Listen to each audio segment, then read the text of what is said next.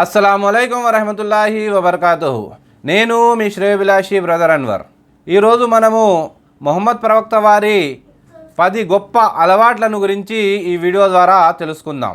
ప్రవక్త సల్లల్లాహు అలైహి వసల్లం వారు సంఘ సంస్కర్త, ఒక మంచి తండ్రి, ఒక మంచి భర్త, ఒక మంచి పరిపాలకుడు, మంచి న్యాయమూర్తి, ఒక గొప్ప విద్యావేత్త.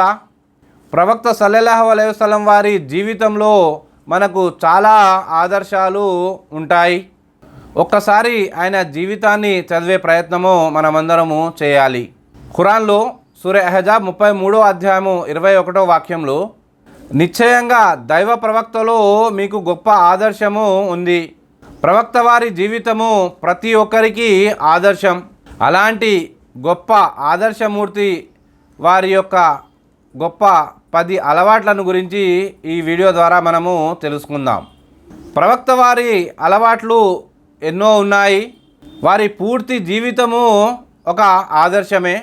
అందులో కొన్ని అలవాట్లను గురించి మనము తెలుసుకుందాం. ప్రవక్త వారి గొప్ప అలవాట్లలో ఒకటి తొందరగా నిద్ర లేవడము. ప్రవక్త సల్లల్లాహు అలైహి వసల్లం వారు సూర్యోదయానికి ముందే లేచి తహజ్జుద్ నమాజులను చదివేవారు. మనం సైంటిఫిక్గా కూడా చూస్తే ఎవరైతే తొందరగా లేస్తారో వారి పనిలో ప్రొడక్టివిటీ కూడా ఎక్కువగా ఉంటుంది. ప్రస్తుతం మన సమాజంలో చూస్తే లేటుగా పడుకోవడము, తద్వారా లేటుగా లేవడము మనం చూస్తూ ఉంటాము.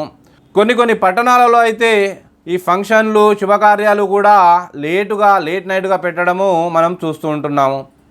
కొంతమంది రాత్రులు తొందరగా పడుకోకుండా బజార్లలో ఉండడము, హోటళ్లలో తిరగడము, ఇటువంటివి చేస్తూ ఉంటారు. ఇది మంచి పద్ధతి కాదు. మనము ఇషా నమాజ్ తర్వాత తొందరగా పడుకోవాలి. అదేవిధంగా సూర్యోదయానికి ముందే లేవాలి. ఇది మంచి పద్ధతి. కాబట్టి మనం కూడా ఈ తొందరగా లేచేటటువంటి ప్రయత్నాన్ని, ఈ పద్ధతిని, ఈ అలవాటును మనం కూడా అలవర్చుకోవాలి. అందుకే పెద్దలు అంటారు, early to sleep, early to wake up. ప్రవక్త వారి అలవాట్లలో రెండవ అలవాటు ఉపవాసాలు పాటించడము, అంటే ఫాస్టింగ్స్ పాటించడము. రంజాన్ యొక్క ఫర్జు ఉపవాసాలతో పాటు ప్రవక్త సల్లల్లాహు అలైహి వసల్లం వారు వారంలో 2 రోజుల ఉపవాసాలు, నెలలో 3 రోజుల ఉపవాసాలు పాటించేవారు. ఈ ఉపవాసాల వల్ల మనకు ధార్మిక ప్రయోజనాలతో పాటు సైంటిఫిక్ ప్రయోజనాలు కూడా చాలా ఉన్నాయి. ఈ ఉపవాసాల వల్ల ప్రయోజనాలు ఏంటి అనే ఈ వీడియో నేను ఇంతకుముందే చేశాను. మీరు కావాలంటే నా ఛానల్లో చూడవచ్చు. కాబట్టి మనం కూడా ఈ ఉపవాసాలను వారంలో 2 రోజుల ఉపవాసాలు, నెలలో 3 రోజుల ఉపవాసాలు ఉండేటటువంటి ప్రయత్నాన్ని మనము చేయాలి. ప్రవక్త వారి అలవాట్లలో 3వ అలవాటు దాన ధర్మాలు చేయడము. ప్రవక్త సల్లల్లాహు అలైహి వసల్లం వారు ఎక్కువగా దానాలు చేసేవారు. వారు తమ కోసం ఏమీ ఉంచుకోకుండా ఇతరులకు దానం చేసేవారు. ప్రవక్త సల్లల్లాహు అలైహి వసల్లం వారు వారికి ఏమి అడిగినా కూడా వారు కాదనేవారు కారు. అదేవిధంగా మనము ఖురాను మరియు హదీసు గ్రంథాలలో పరిశీలిస్తే జకాత్ దానం చేయడము, ఫిత్రా చేయడము, ఇటువంటివి కూడా మనము ఖురాను హదీసులలో మనకు కనబడతాయి. ఈ జకాతు, ఫిత్రా దానాల గురించి నేను ఇంతకుముందు వీడియోలు చేశాను. మీరు ఫిత్రా దానము ఎలా చేయాలి, ఎవరికి చేయాలి, జకాతు దానము ఎవరు చేయాలి, ఎవరికి చేయాలి అనేది మీరు క్లియర్గా తెలుసుకోవాలంటే నా పూర్వపు వీడియోలు చూడవచ్చు. అయితే మనం కూడా దాన ధర్మాలు చేసేటటువంటి అలవాటును పెంపొందించుకోవాలి. ప్రవక్త వారి అలవాట్లలో 4వ అలవాటు, ప్రవక్త సల్లల్లాహు అలైహి వసల్లం వారు చాలా ప్రశాంతంగా ఉండేవారు. మన సమాజంలో చూస్తే చాలామంది ఆందోళనతో, ఆతురతతో, టెన్షన్స్తో, డిప్రెషన్స్తో ఉండడం మనము చూస్తూ ఉంటాము. ఒక వ్యక్తి ప్రవక్త సల్లల్లాహు అలైహి వసల్లం వారి వద్దకు వచ్చి నాకు మంచి సలహా ఇవ్వండి అని చెప్పడం జరిగింది. అప్పుడు ప్రవక్త వారు ఏమన్నారంటే, మీరు కోపాన్ని దిగమింగుకోండి, కోపంగా ఉండకండి అని సలహా ఇవ్వడం జరిగింది. అంటే ఎవరిని కోపగించుకోవద్దు అని సలహా ఇవ్వడం జరిగింది.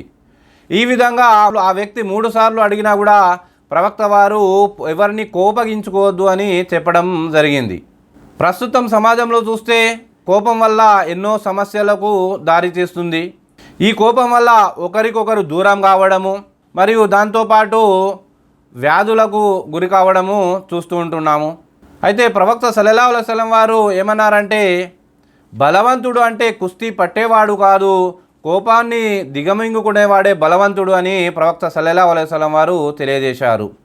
అందుకే ప్రవక్త సల్లల్లాహు అలైహి వసల్లం వారు ఎవరు కనబడినా చిరునవ్వుతో పలకరించేవారు, సలాం చేసేవారు, చిరునవ్వుతో పలకరించేవారు, ప్రశాంతంగా ఉండేవారు. 5వ అలవాటు, ప్రవక్త సల్లల్లాహు అలైహి వసల్లం వారు చాలా తక్కువగా తినేవారు. మనం ప్రస్తుత సమాజంలో చూస్తే తిండి లేకుండా కొంతమంది బాధపడుతుంటే తిన్నది అరగక కూడా చాలామంది బాధపడేవారు మనకు సమాజంలో కనబడతారు. సైన్స్ ప్రకారం కూడా అతిగా తినడం వల్ల చాలా ఆరోగ్య సమస్యలు ఉన్నాయి. అందుకే ప్రవక్త సల్లల్లాహు అలైహి వసల్లం వారు కొన్ని రోజులు పస్తులు ఉండేవారు, కొన్ని రోజులు తినేవారు, కొన్ని రోజులు కేవలము ఖర్జూరాలు తిని మాత్రమే ఉండేవారు. 6వ అలవాటు, ప్రవక్త సల్లల్లాహు అలైహి వసల్లం వారు తినేటప్పుడు చాలా మెల్లిగా తినేవారు. అన్నమును ఏదైతే తింటామో అది చాలా నములుతూ తినేవారు. ఈ విధంగా చాలా నమిలి తినడం వల్ల, చాలా మెల్లగా తినడం వల్ల మనము తినడం కూడా కొంత తగ్గించవచ్చు. అదేవిధంగా డైజెషన్స్ ప్రాబ్లము అటువంటివి కూడా దూరంగా ఉంటాయి. 7వ అలవాటు, ప్రవక్త సల్లల్లాహు అలైహి వసల్లం వారు నీరు ఎక్కువగా తాగేవారు. ఈ నీరు త్రాగే పద్ధతి కూడా ఒక పద్ధతిలో, క్రమ పద్ధతిలో త్రాగేవారు.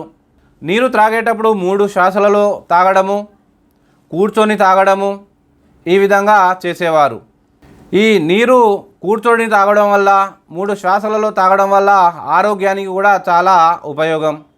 నీరు ఎక్కువగా తాగడం వల్ల ఎన్నో ఆరోగ్య సమస్యలకు దూరం పెట్టవచ్చు. కిడ్నీలో స్టోన్స్ రావడము అటువంటివి జరగవు. డీహైడ్రేషన్ అనే వాటికి కూడా దూరంగా ఉండవచ్చు. నీరు కూడా తాగడం అనేది ఒక పద్ధతి ప్రకారము, పద్ధతిలో తాగాలి. నీరు ఏ విధంగా తాగాలి, ఎలా తాగాలి అనే దాని గురించి కూడా నేను ఒక వీడియో చేశాను, మీరు నా ఛానల్లో చూడవచ్చు. 8వ అలవాటు, ప్రవక్త సల్లల్లాహు అలైహి వసల్లం వారికి ఖర్జూరాలు అంటే చాలా ఇష్టం. ప్రవక్త సల్లల్లాహు అలైహి వసల్లం వారు ఎక్కువగా ఖర్జూరాలు తినేవారు. ఈ ఖర్జూరాల వల్ల మనకు ఎన్నో సైంటిఫిక్ ప్రయోజనాలు ఉన్నాయి. ఈ ఖర్జూరాల వల్ల వ్యాధి నిరోధక శక్తి పెరుగుతుంది. ప్రతిరోజు ఖర్జూరాలు తినడం వల్ల బ్రెయిన్ ఫంక్షన్ కూడా మంచిగా జరుగుతుంది. ఈ ఖర్జూరాలు తినడం వల్ల క్యాన్సర్ అటువంటి వాటికి కూడా దూరంగా ఉండవచ్చు. ఈ ఖర్జూరాలు తినడం వల్ల నర్వ్ సిస్టమ్ చాలా స్ట్రాంగ్గా అవుతుంది. ఈ ఖర్జూరాలు తినడం వల్ల స్కిన్కి, హెయిర్కి కూడా చాలా మంచిది. ఈ విధంగా ఈ ఖర్జూరాలు తినడం వల్ల ఎన్నో ప్రయోజనాలు ఉన్నాయి. ఎవరి ఇంట్లోనైతే ఖర్జూరం ఉంటుందో వారి ఇంట్లో ఆకలి అనేది ఉండదు అని మనకు దీనివల్ల తెలుస్తుంది. 9వ అలవాటు, ప్రవక్త సల్లల్లాహు అలైహి వసల్లం వారు చాలా ఫిట్గా, యాక్టివ్గా ఉండేవారు. ఎప్పుడైతే మనం 5 పూటల నమాజ్ చేస్తామో ఈ నమాజు కూడా మన ఆరోగ్యానికి సైంటిఫిక్ ప్రయోజనాలు కూడా చాలా ఉన్నాయి. ప్రవక్త సల్లల్లాహు అలైహి వసల్లం వారు ఫిట్గా, ఆరోగ్యంగా ఉండడానికి స్విమ్మింగ్ చేయడము, గుర్రపు స్వారీలు చేయడము, కుస్తీలు పట్టడము ఇటువంటివి చేసేవారు. అంటే మనకు స్పోర్ట్స్ ప్రకారం కూడా మనం వెళ్తే ఈరోజు మనము యాక్టివ్గా ఉండవచ్చు. కాబట్టి మనం కూడా యాక్టివ్గా ఉండేటటువంటి ప్రయత్నము చేయాలి. 10వ అలవాటు, ప్రవక్త సల్లల్లాహు అలైహి వసల్లం వారు ఇషా తర్వాత పడుకునేవారు. అంటే మగ్రిబ్కు ముందు డిన్నర్ చేయడము, దాని తర్వాత ఇషా నమాజ్ తర్వాత పడుకునేవారు. అంటే ఎర్లీగా పండుకుంటేనే ఎర్లీగా మనము లేవవచ్చు. ఇషా నమాజ్ తర్వాత ఎవరితోటి కూడా మాట్లాడడానికి ఇష్టపడేవారు కారు. ప్రస్తుతం మనం సమాజంలో చూసినట్లయితే రాత్రిళ్ళు ఎక్కువగా ఫంక్షన్లు పెట్టుకోవడము, రాత్రిలలో ఎక్కువగా హోటళ్ళలో తిరగడము, బయట తిరగడము, రాత్రిళ్ళని ఎక్కువగా పనులు మనము ప్లానింగ్ చేసుకోవడము చూస్తూ ఉంటాము. ఈ రాత్రిలలో ఎక్కువగా తిరగడము, రాత్రిలలో హోటళ్ళలో తిరగడం ఇది ఎంత మాత్రము మంచి పద్ధతి కాదు. దీనివల్ల ఆరోగ్య సమస్యలు కూడా ఎన్నో తలెత్తుతాయి. కొంతమందిలో ప్రతిరోజు రాత్రిళ్ళు పడుకోకుండా ఇటువంటి తిరగడం వల్ల వారిలో నిద్ర అనేది లేకుండా పోతుంది. ఎప్పుడైతే మనము బాడీకి రెస్ట్ ఇవ్వమో అప్పుడు ఎన్నో ఆరోగ్య సమస్యలు తలెత్తుతాయి. ఏదైనా పని ఉంటే ఇషాకు ముందు చేసేటటువంటి ప్రయత్నము చేయాలి.